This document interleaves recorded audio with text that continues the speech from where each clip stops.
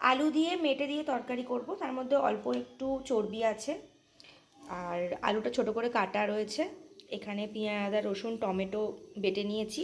এবারে তেল দেব, গ্যাসে কড়াই বসিয়েছি। তেল গরম হলে তারপরে পেঁয়াজ রসুনটা ছেড়ে কষানো হবে। অল্প তেল দেওয়া হলো, এবারে ফোড়ন দেব। তেল গরম হয়ে গেছে, ধোঁয়া উঠছে। এলাচ আর তেজপাতা দিলাম ফোড়নে। একটু হালকা ভাজা ভাজা হলে, গন্ধ ছাড়লে তারপর আলুটা ভেজে তুলে নেব।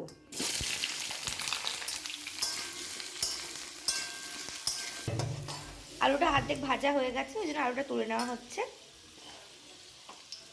এরপরে পেঁয়াজ রসুন বাটাটা দেব। তেলের মধ্যে আগে চর্বিটা একটু দিয়ে দেওয়া হচ্ছে, তারপরে পেঁয়াজটা কষাবো। এটা একটু ভাজা ভাজা হয়ে গেলে তারপরে পেঁয়াজটা ছাড়বো। তুলে নিচ্ছি।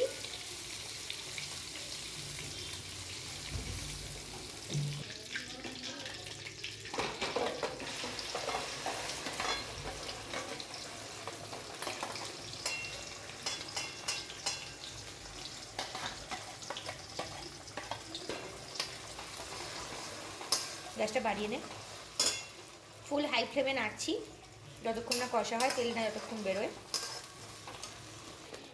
অল্প নুন হলুদ দিয়েছি, এবার একটু অল্প ধনে গুঁড়ো দিচ্ছি, অল্প লঙ্কা গুঁড়ো দিলাম।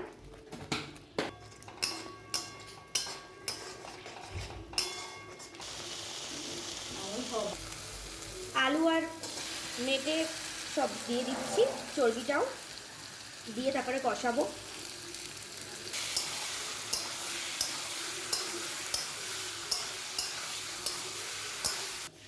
ঢাকা দিয়ে কষাবো, ঢাকা দিয়ে দিলাম, একটু কিছুক্ষণ কষুক, তারপরে খুলে আবার নাড়াচাড়া করবো। কষানো কমপ্লিট, এরপরে অল্প জল দিয়ে দেবো।